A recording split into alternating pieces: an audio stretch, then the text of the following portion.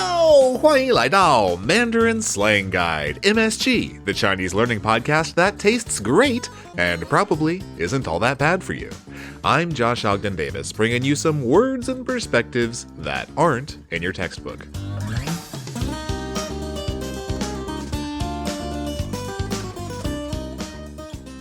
Welcome to 2021, everybody. We did it.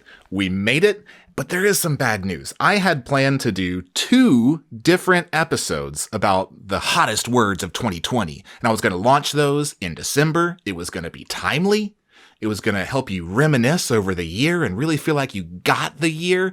And then I completely failed to produce them within 2020. So I'm thinking now I still have these 2 great episodes about the best words from 2020. But how do I launch them in 2021? And then it occurred to me, the hottest words of 2020 are also the hottest words of the year of the rat, the Shunian. And the Shunian isn't over until Spring Festival, which is like mid-February. So we still have time. I'm not too late for the hottest words of 2020. I'm too early for the hottest words of Shunian. And today, we're very lucky to have the first of our 2 guests to talk about the hottest words of Shunian, reporter and podcaster Chen Caiwei. Hello, Chen Caiwei. How are you?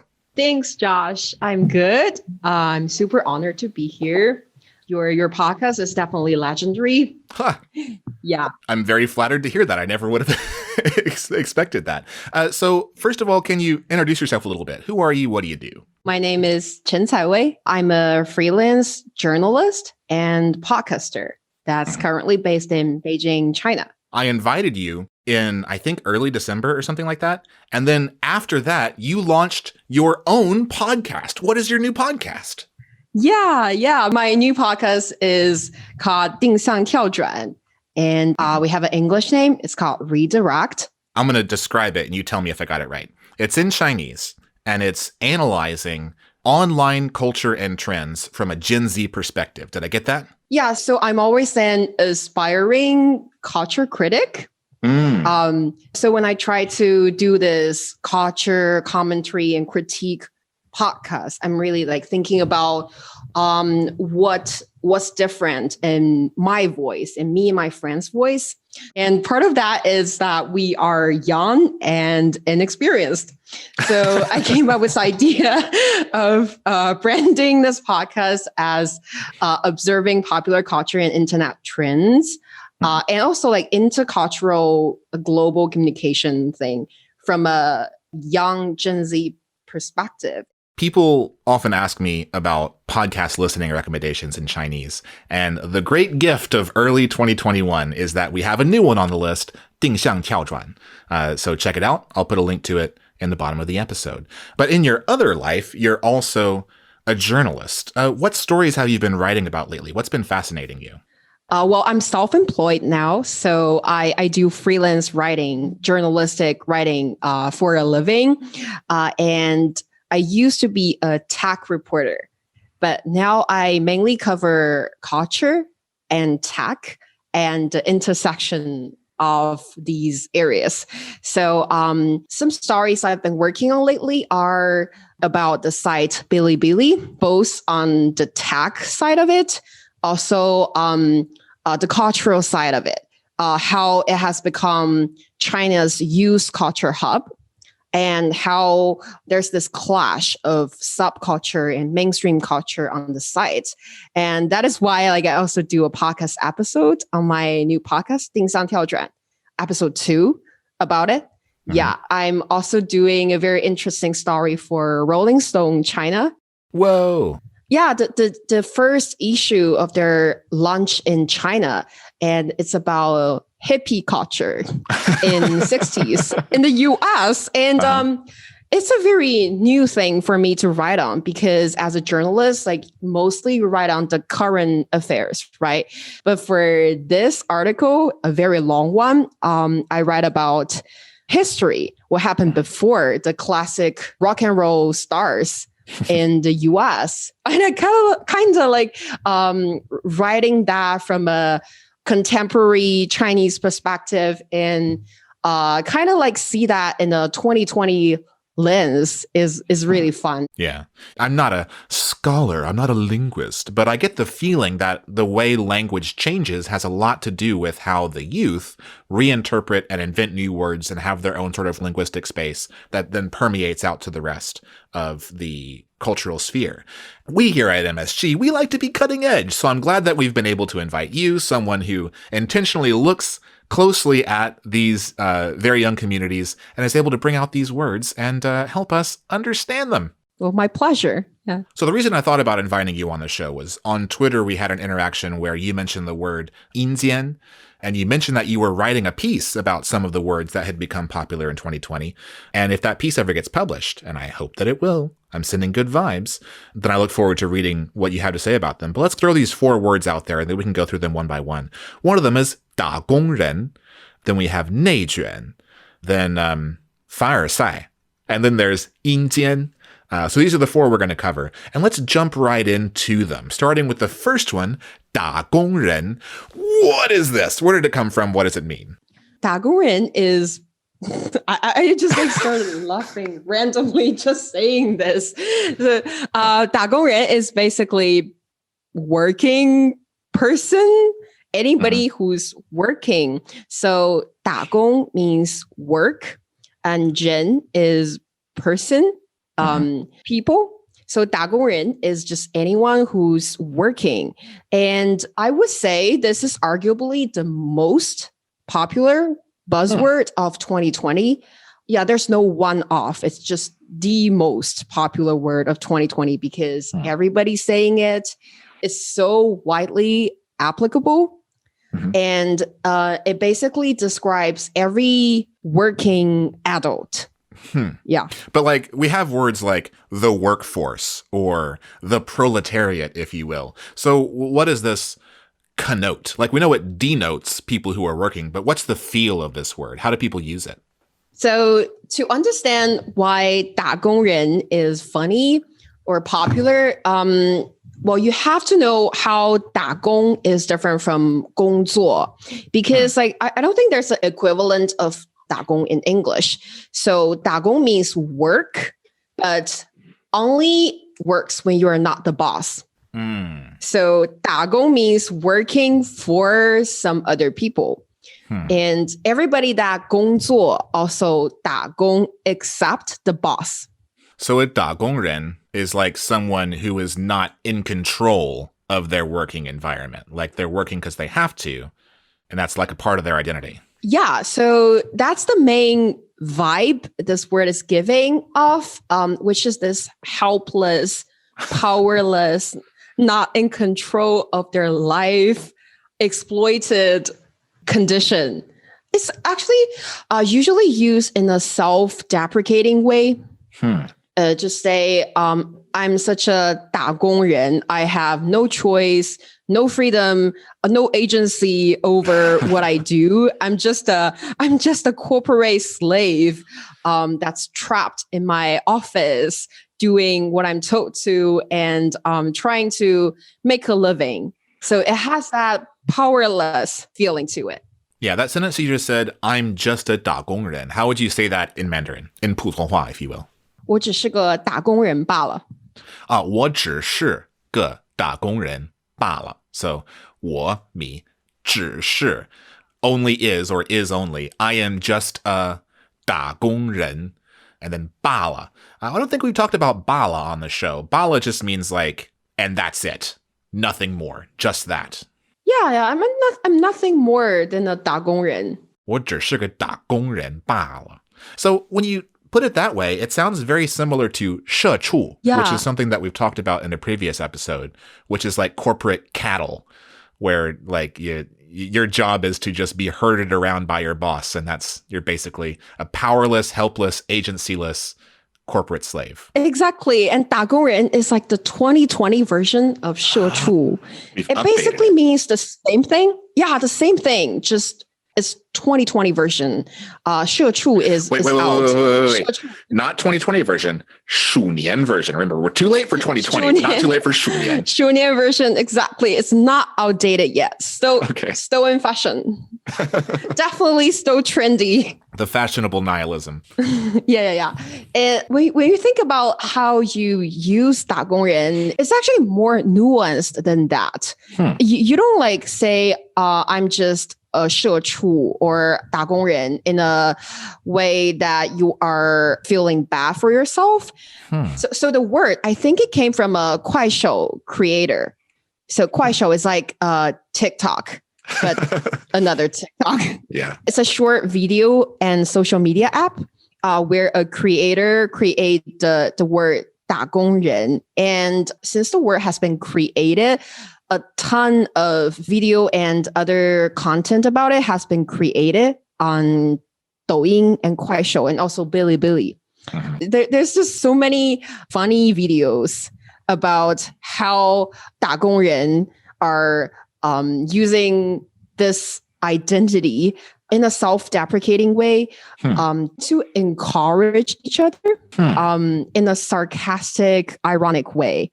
So like these working people will say 加油打工人 to each other at the morning and will say 打工人都是人上人. 人上人, what is that? This is like TMI. This is like too much information here. 人上人 means there's this traditional idiom which is 吃得苦中苦方得人上人. You have to endure extra amount of bitterness and hardship to become the people on the top. Yeah. You have to endure the most bitter of bitterness to become the people that step upon other people. You have to get stepped on if you want to step on other people, basically. Yeah, this is inherently very, very evil, like when you interpret it this way. Why do you have to like step on other people? But yeah, I think like the creators just use this to rhyme with 打工人, 人上人 because they rhyme.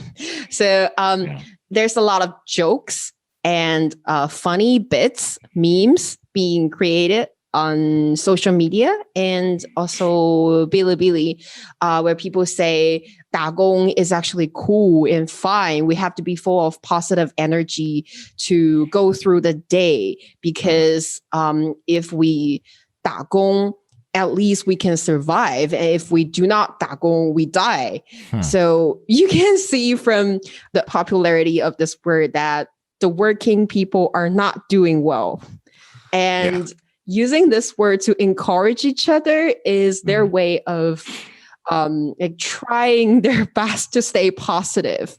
Yeah, taking that identity and making a joke about it gives them some sort of emotional control over it. I guess the same is kind of true about 社畜. It's a very exaggerated way. Like people don't often call themselves animals, but it sort of seems to be serving a function of allowing people to feel some modicum of control over their exploited situation. I don't know if I want to say exploited. That's probably too harsh a word. Is it though?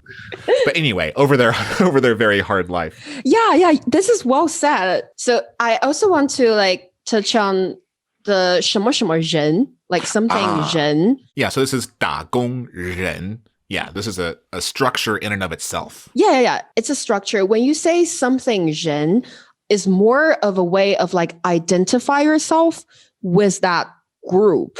So it has that forming a community sense to it. So when you say 打工人, you're saying like you are part of a community of like all the 打工 people. And you can also say 媒体人. 媒体 is media. So 媒体人 is, you don't even have to be a journalist, but 媒体人 means like you are part of the media. Just the general power of media, and you're somebody that is involved in it. So like a YouTube creator or a Bilibili creator could be called a 媒体人 as well. Yeah, exactly. In a broader sense. Well, in that case, it's usually 新媒体人, new media person. If you work for, let's say, Tencent or Alibaba or ByteDance, you can say you're these internet companies. You can say you're 互联网人. 互联网人. 互联网人. And if you're a podcast creator or even just lover, you can say you are 播客人. So we're all 播客人 here. We're all 播客人 and 媒体人, I guess, here. Also 打工人. Unfortunately, I am not a 打工人. I would like to 打some工. Technically, I work for myself. So, yay. Not a 打工人 here. So if you see something ren, it's a way to refer to the community around that subject. So 打工人 is the community of people who see themselves as 打工人. Excellent. And this transitions extremely well into the next word, which honestly is a word I'd seen a lot, but hadn't really understood until you mentioned it and I looked it up and read about it. It's fascinating. It's 内卷. How do we understand 内卷? So the English translation of this is involution. Involution. And this English translation is one of the reasons why I didn't understand it, because I don't even know what involution meant. Yeah, but I think like this word originates from an American anthropologist, but in Chinese, it has gone way beyond its original academic meaning. So it's usually used to describe a very competitive environment, whether it's a job market or it's, let's say you're trying to get into your dream university or a really good program. The situation has gone so competitive that everybody starts to do extra work and get very tired, very weary, to the point that there's so much extra effort being put into it without having any actual improvement or substance. Let me give you an example in this. All right. So let's say if we're in a university class together and the professor gave us an assignment and we have to write a 2-page double-space essay. And so one student who extremely wants to stand out say, oh, so everybody writes 2 pages. If I write 4 pages, I will immediately stand out. And the teacher will feel compelled to give me a higher score. So words get out and everybody feeling afraid to being left out start to do the same. So the entire class writes 4 pages. Ugh. And in the end, like everybody does more work, but it's like not effective work.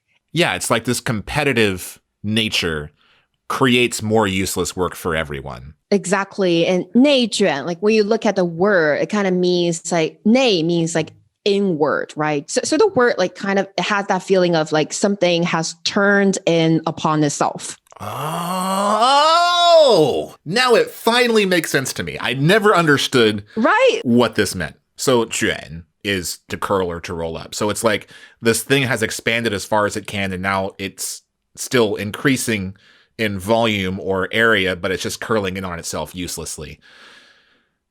It's very depressing. Why are the words? I can't believe I'm doing this. I can't believe I'm like on a podcast explaining an anthropology term. This is crazy. We make this very social science. If I had a nickel for every time one of my guests said, I can't believe I'm talking about that on a podcast, I could buy a Snickers by this point.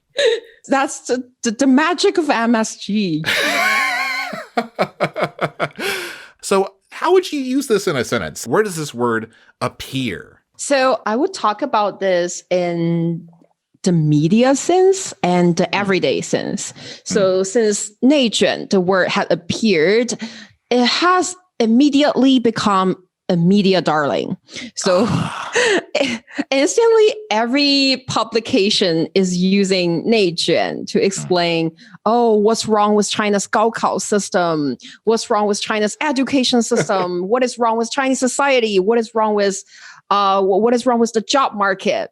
And they all attribute that to 内卷. And you really see that, like, this explains so much things when you think about it, about like what is wrong with the competitive contemporary Chinese society. This also ties into like the post-pandemic socioeconomic reality, where like the companies are raising their bar to hire people, and also the university programs. The bar has become incredibly high.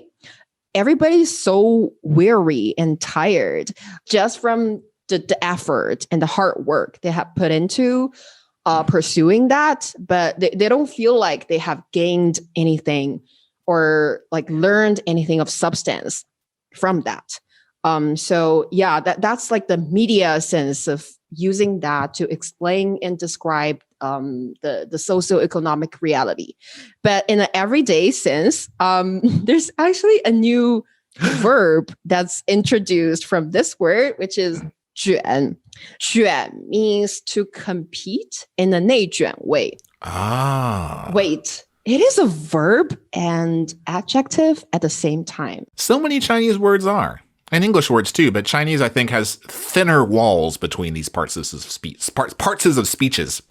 Okay, so let me give you an example. Yes. So let's say I'm a finance major. Let's say something I don't actually know about.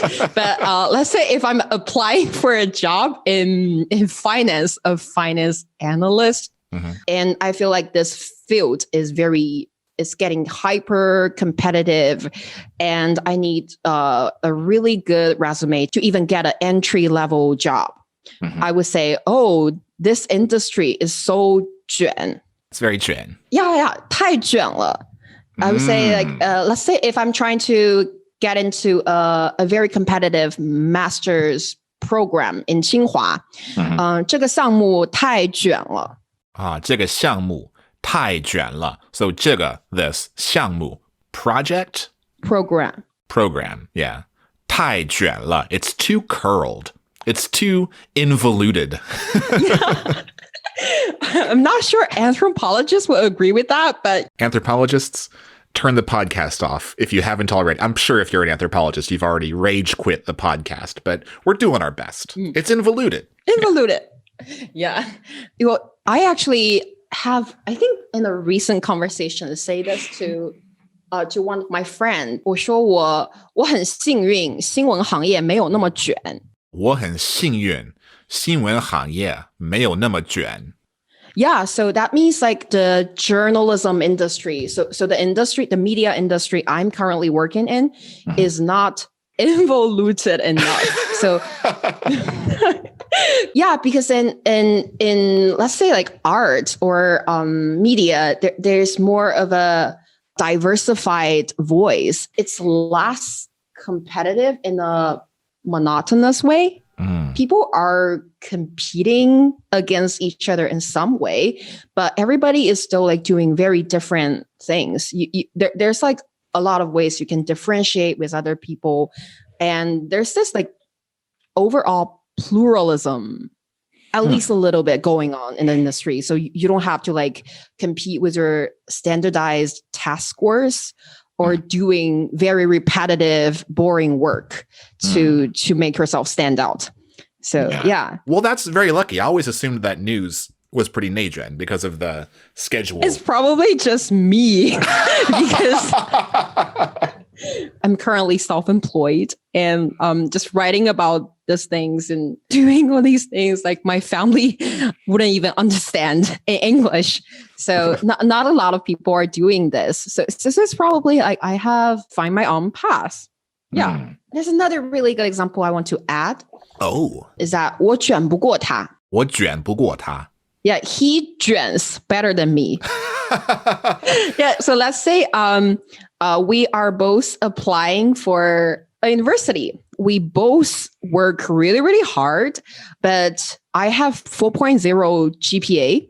I have done 100 extracurriculars and I have membership in like a lot of different prestigious student societies. And you look at me and say, wow, 我卷不过你.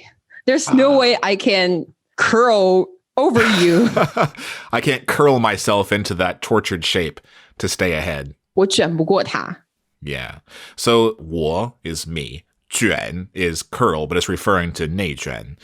不过 is a complement to that. So it's literally not over or not more than. So I cannot over 卷 you. 我卷不过你. 我卷不过他. Yeah, here 卷 means like compete with other people in a standardized way. So you can also say like you cannot count on 卷赢别人.你不能指望卷赢别人。你不能指望卷赢别人。Yeah, it's actually an advice a friend gave me. So it's a takeaway from the entire 内卷 discussion, which is we shouldn't count on 卷赢别人. We shouldn't like compete with other people in this conventional way. We have to like have some other talent or different ways for us to stand out if we really want to like win. Yeah. It kind of reminds me of the English phrase, don't be the best, be the only. Like, don't try to do something someone else is doing and do it better than them. It's better to do something that only you are doing, because that way you're not competing with people. Yeah, I think that is it's a reflection like Chinese people is currently having over how we've been doing things for this long, like in the past 20, 30 years or so, because like a lot of achievements and development are all like based upon our hard work, following not so original paths. And with the popularity of this word, the entire society, the media has started to reflect on that.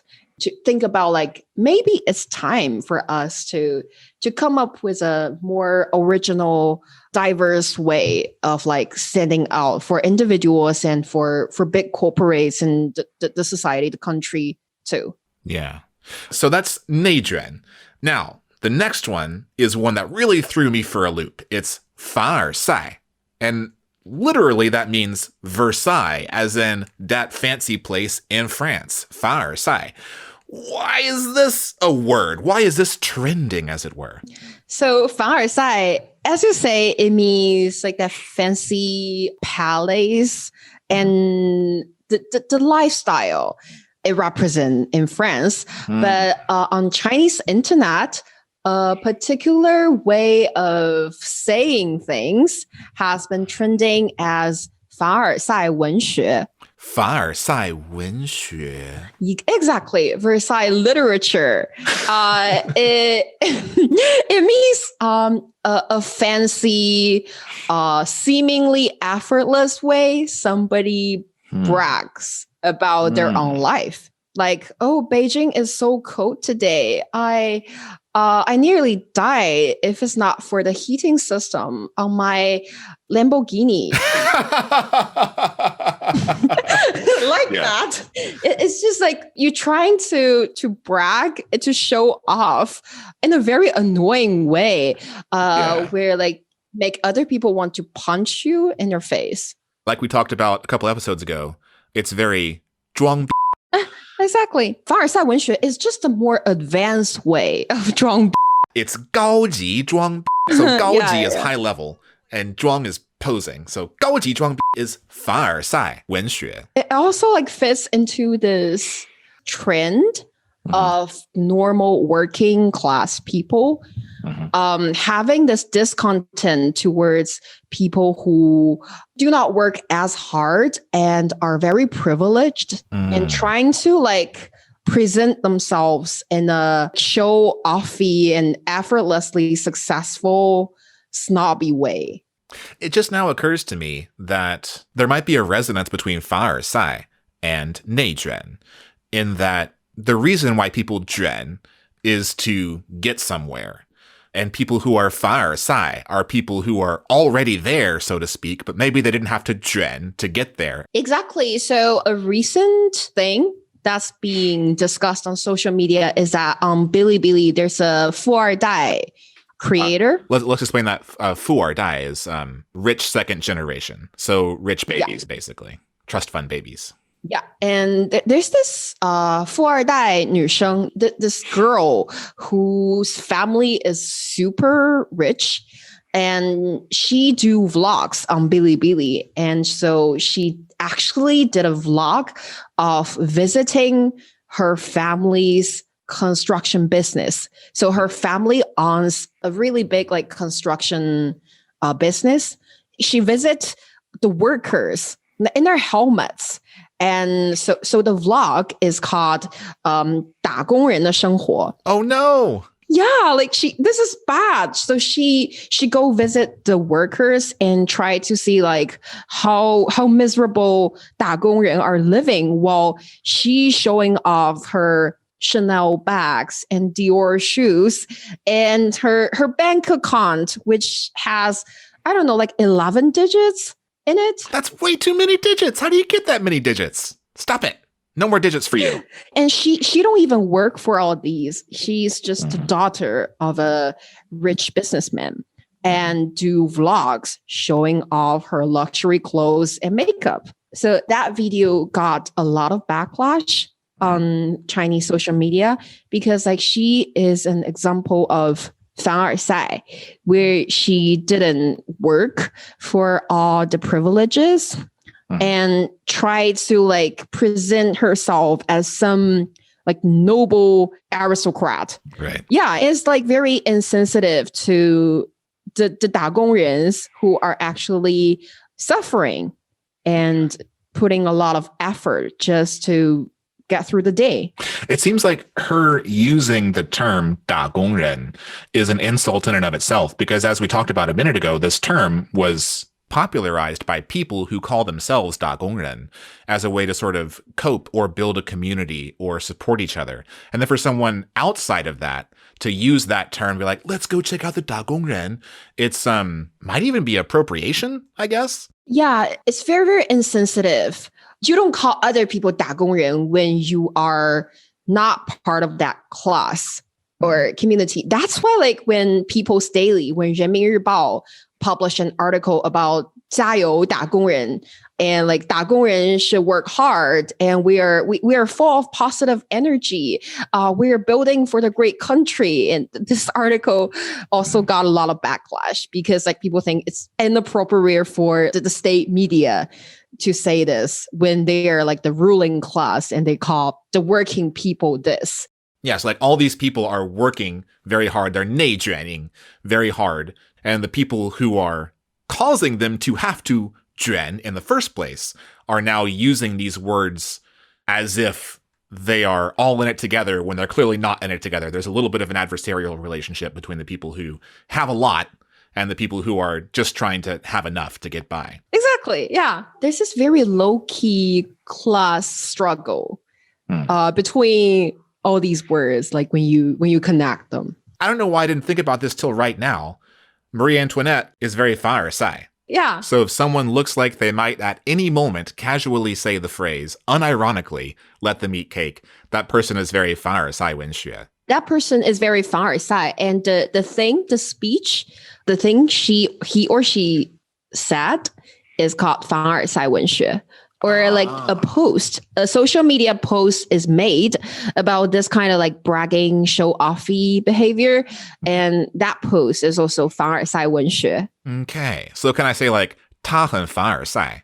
Yeah, definitely. And you can also say 他是老凡尔赛了. 他是老凡尔赛. So he is 老凡尔赛. What does this 老 mean? Usually it's the one that means old, right? But like, how is it meant here? Yeah, but this is actually like another very popular thing to say. It can go with all the popular buzzwords we have mentioned. 老 means, it doesn't mean old. Here it means very. But it sounds more, probably it's just me. But for me, when you say 老 instead of 很, it just sounds more savage. And it sounds cooler. It has that savage vibe to it. That savage vibe. Yeah, because I think it came from 东北话. It came from northeastern Chinese dialects. Yeah. And so it has that like funny vibe to it. Because like 东北 people are almost like naturally funny. And the dialect also, it just sounds very, very comical. For some reason, I cannot even explain. I don't know. It's probably because I'm from the South. So I took pleasure in appropriating 东北 culture. Is that what's happening? But I mean, appropriation is all about permission, right? Yeah. They're proud of like having, a lot of people usually say if you hang out with a 东北 friend long enough, you are almost certain gonna start to sound like him or her. because it's contagious. 东北 accent. So yeah, 老 goes with everything. 东北 people, they even say 老哥,老铁,老妹. 老哥, old brother, but not older brother, like more like a bro, I guess. It's more, I don't know, it got that thug life vibe. Got that thug life vibe! That 东北 thug life vibe. 老哥. Yeah, exactly. Gangsta, that's where I'm looking for. When you say like 老哥 instead of like 哥, it just sounds instantly more gangsta. Okay. Or you see a young woman and you say 老妹儿. So there's also like R at the end of it. I don't know, because I personally never say this, but when some other people say this, I always feel like there's definitely this gangster vibe to it. 老妹儿,老妹. Wow, this is the magic of MSG. We started from Versailles and we've gone all the way to Dongbei Gangster. So much material is available. So yeah, so when you're trying to say, when you want to sound like a savage, like sophisticated gangster Chinese person, you can say 老 something. 我是老打工人了，老媒体人了。老媒体人了，老打工人了。 Meaning it just has that sort of savage or gangsta vibe to it. Yeah, exactly. All right, so that's 凡尔赛 people, and the things they write are 凡尔赛文学. All right, and now the last one is 阴间. What is this 阴间? What does it mean? I feel like the last word is just so random because like the first three, they're actually very connected. There's a story that connects the first three words, but then we throw 阴间 in there and it comes from nowhere and it's so random. 阴间, I think, is the feeling I get when I think about the first three words too much. It makes me feel very 阴间. Oh my God, you're a natural. You're a genius. Oh my God, you're like connecting all these. Yes, 阴间. Well, I definitely think 阴间compared to the first three words is more of a Gen Z thing. I don't see older generations use 阴间 as much as Gen Z. So what does it mean though? So 阴间 traditionally, it means hell. Yeah.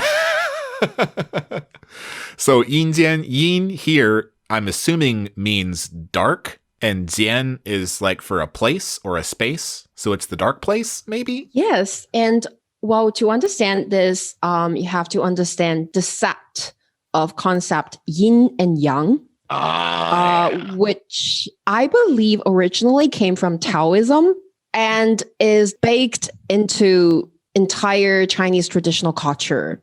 Mm-hmm. So there's yin and yang, the two sides of things. It's like the positive and the negative, the male and the female, the bright and the dark. So as opposed to yin jiān, we have yang jiān, which is the space, the world where living people lives in. So we are in the yang jiān right now. Yeah. When you die, you goes to yin jiān. Okay.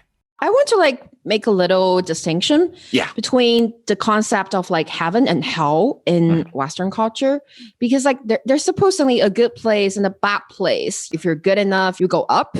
And if you are not a good person, you go down. But I don't think it's like this for yin jiān and yang jiān. Yin jiān is just where everybody goes to, like when you're dead. It's just used opposing to yang jiān, where yang is like when you are living and yin jiān is when you die. So it's just a general concept, a dark, gloomy place. Yeah. That's very depressing. Okay, so that's the traditional meaning of 阴间. But why is it popular now? Why are the Gen Zers picking up this 阴间 word? Yeah, actually, the very reason I started this conversation with you on Twitter is that I posted something about how Gen Zers are using 阴间. It has an English equivalent, which is cursed. Cursed. Yeah, cursed. So you can say this image is cursed. This is a cursed image. And you can literally just change that word to 阴间, and it almost like work in every situation. So Okay. 阴间 can be used to describe anything that gives off a disturbing, gloomy vibe. It can describe anything that you regret seeing after you saw it. So if I see something that's clearly cursed on the internet, something that I regret, something that should never have been made, how can I respond to that using 阴间? You can say, this picture has got major 阴间 energy. But how would you say that in Chinese though? Or would you just say like just 阴间 and then you're done? You can just say, 这也太阴间了. 这太阴间了. This is too 阴间. This is too cursed. 这个太阴间了. Yeah. And another thing I see people say a lot, Gen Zers say a lot, is that 能不能整点阳间的?能不能整点阳间的? So 能不能 is can you please? And then 整点. 整 is here used sort of like one of those all-purpose verbs that we talk about in our MSG WeChat group a lot. Like it's another like hallmark verb in 东北话.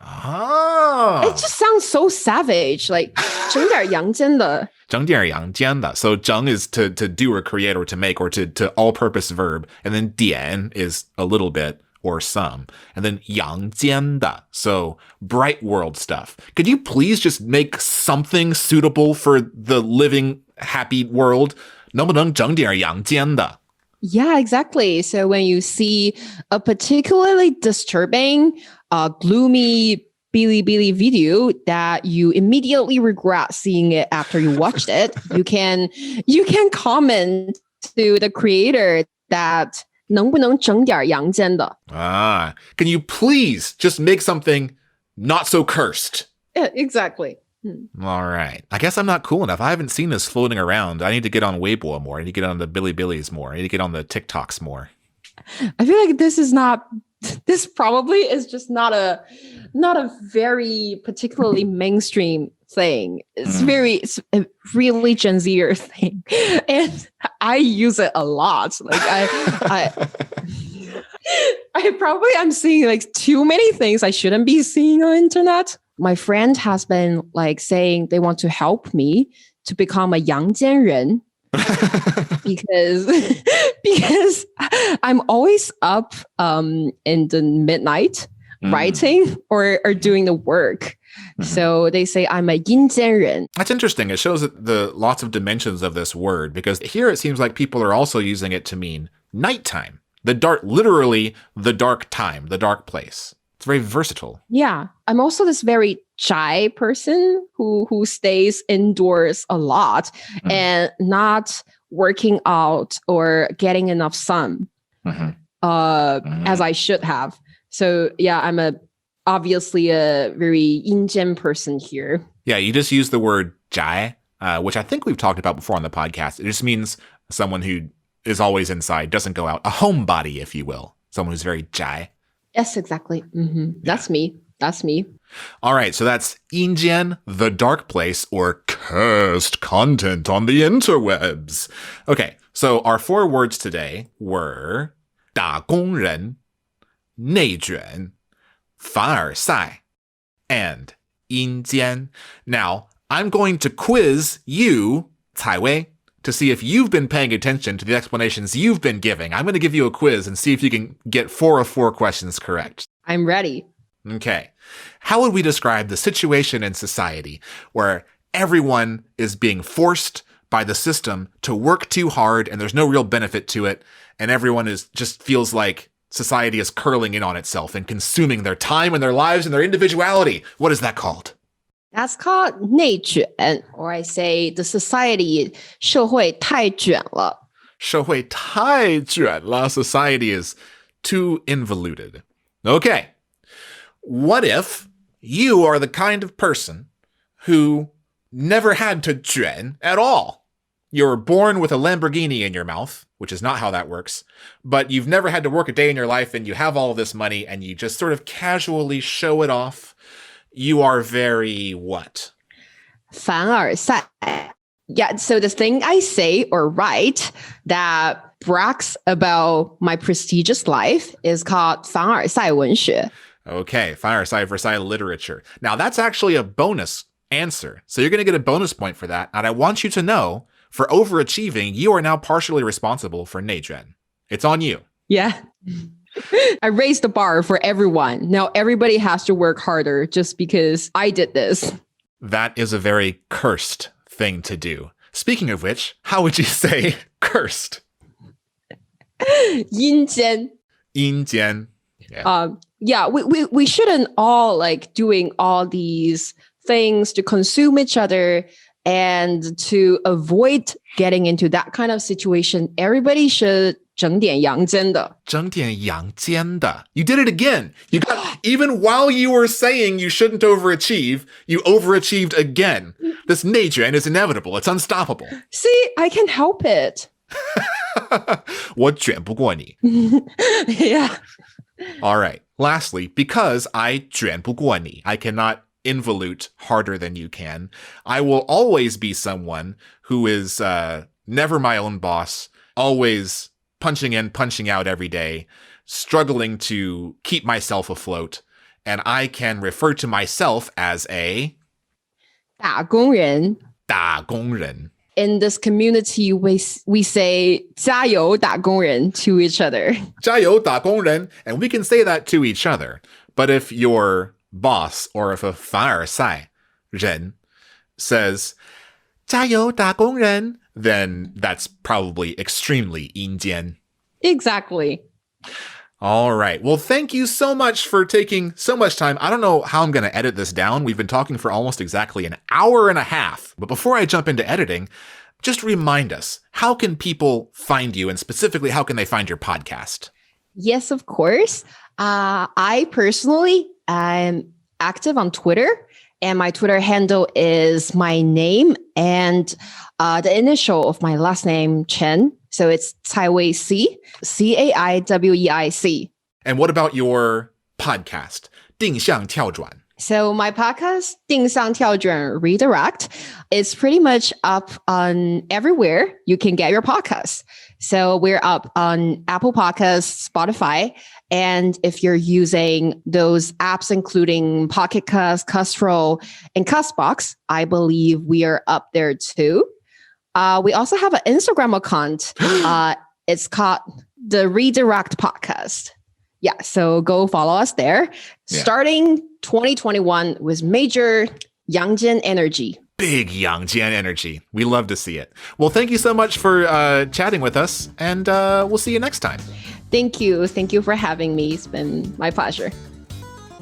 That's all the MSG we have for you today. If you want more, or if you want some flashcards or a study group, find us on Twitter as @MSGMandarin or on WeChat as msgpodcast, all one word.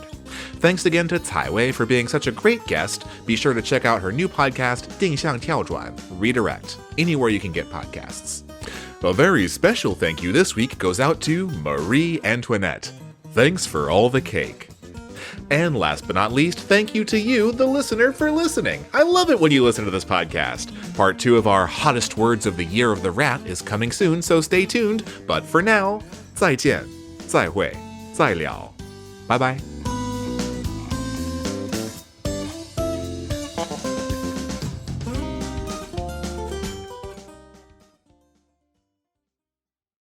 This podcast has got major Indian energy.